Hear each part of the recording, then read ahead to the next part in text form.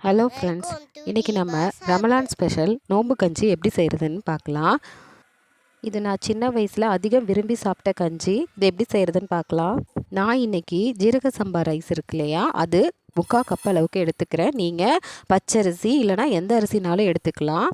அது கூட 1/4 கப் அளவுக்கு பாசிப்பருப்பு, 1/4 டீஸ்பூன் அளவுக்கு வெந்தயம், இதையெல்லாம் 2 டைம் நல்லா அலசிட்டு தண்ணி ஊற்றி ஒரு 15 நிமிஷம் போல் ஊற விட்டுருங்க. அதுக்கப்புறம் இதுதான் அதோட தேவையான பொருள். என்னென்னு நம்ம சேர்க்கும் போது பார்க்கலாம். தேங்காய் பால் 1 கப்பு தேவைப்படும். அதை மட்டும் நீங்கள் ரெடி பண்ணி வச்சுக்கோங்க. இப்போ குக்கரில் 1 டீஸ்பூன் அளவுக்கு நெய், 1 டீஸ்பூன் அளவுக்கு எண்ணெய் சேர்த்து சூடு எண்ணதும் 2 சின்ன துண்டு பட்டை, 2 கிராம்பு, 2 அன்னாச்சி பூ இதெல்லாம் எண்ணெயில் சேர்த்து பொரிஞ்சதுக்கப்புறம் ஒரு பெரிய சைஸ் வெங்காயத்தை நீள நீளமாக கட் பண்ணி அதை சேர்த்துருக்கேன்.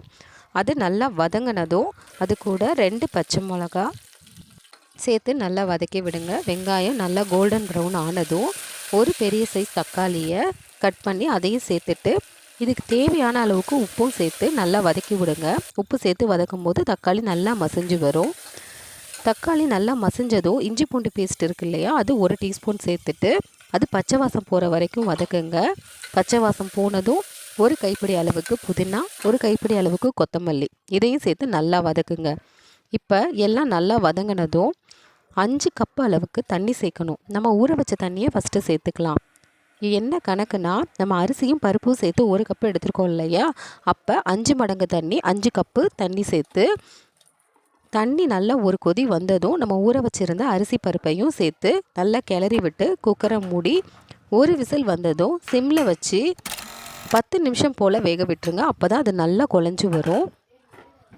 இப்போ பாருங்கள், நல்லா குழஞ்சி நோம்பு கஞ்சி ரெடி ஆயிடுச்சு. இப்போ இதில் 1 கப்பு நான் தேங்காய் பால் எடுத்து வைக்க சொன்னேன் இல்லையா, அதையும் சேர்த்து நல்லா கிளறி விட்டு ஒரு கொதி வந்ததும் ஸ்டவ்வை ஆஃப் பண்ணிடுங்க. தேங்காய் பால் சேர்த்ததும் நிறையா கொதிக்க விடக்கூடாது.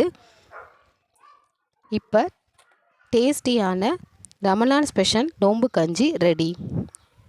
இந்த வீடியோ உங்களுக்கு பிடிச்சிருந்துச்சுன்னா லைக் பண்ணுங்கள், ஷேர் பண்ணுங்கள், சப்ஸ்கிரைப் பண்ணுங்கள்.